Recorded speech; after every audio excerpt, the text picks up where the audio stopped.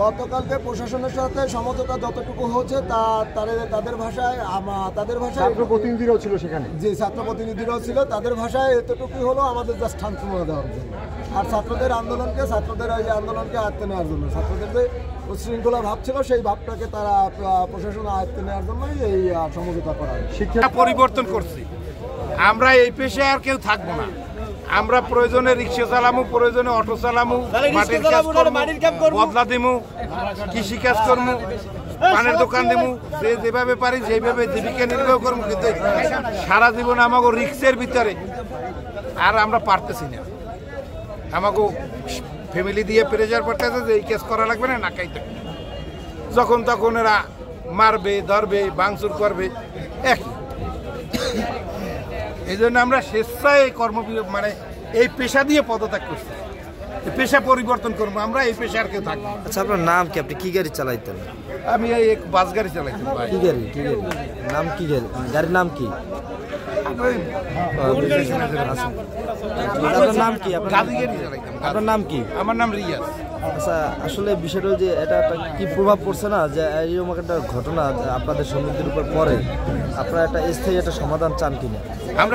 আমরা আমাদের জানমালের একটা নিরাপত্তা চাই। একটা মনে করেন মানুষ ভুলের ঊর্ধ্বে নয়, ভুল হইবে না ফেরেশতার আর হয় না শয়তানের।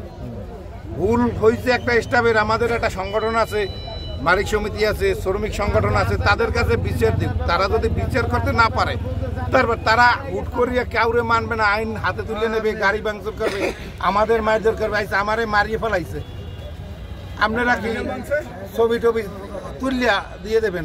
কষ্ট পাইবে কেটা? আমার ফ্যামিলি, আমার বাচ্চা এতিম।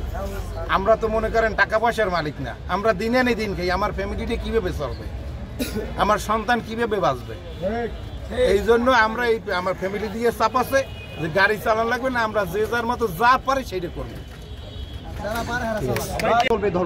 ধর্মঘট আসলে চলছে, সাধারণ শ্রমিকরা করছে, ওরা আমার কথা মানতেছে না। আমি ওদের নিরাপত্তা দিতে জাস্ট পারিনি, আমার ব্যর্থতা।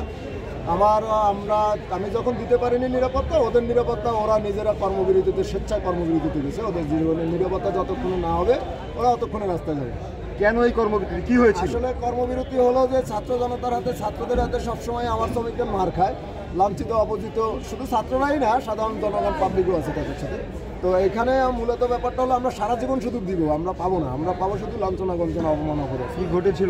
মূলত ঘটেছিল ভান্ডারিয়া থেকে আসার পরে, ভান্ডারিয়া প্রান্ত থেকে বরিশালের উদ্দেশ্যে তাওহিদ নামের গাড়িটা সে ছেড়ে আসে। তো সেখানে দুইটা ছাত্রছাত্রী টিকিট কাটতে যায় ভান্ডারিয়া প্রান্তের কাউন্টারে। সেই কাউন্টার থেকে জাস্ট টিকিট কাটার সময় যখন তাদের আইডি কার্ড চেক করার জন্য বলা হয়েছে, তাদের আইডি কার্ডের মেয়াদ ছিল না। তো সেখানে বাকবিতণ্ডা হয় সেই কাউন্টার ক্লার্কের সাথে। কিন্তু আসলে আদৌ আমার শ্রমিকদের সাথে ওই সময় ওইখানে কোনো বাকবিতণ্ডা হয়নি।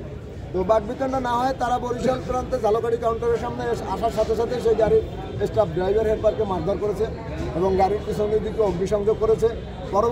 পরক্ষণে আমার শ্রমিক ইউনিয়নের কক্ষ 3-4টা কক্ষ ভাঙচুর করেছে। এটা কটার সময়? এটা সন্ধ্যা 6:30-6:15 দিকে।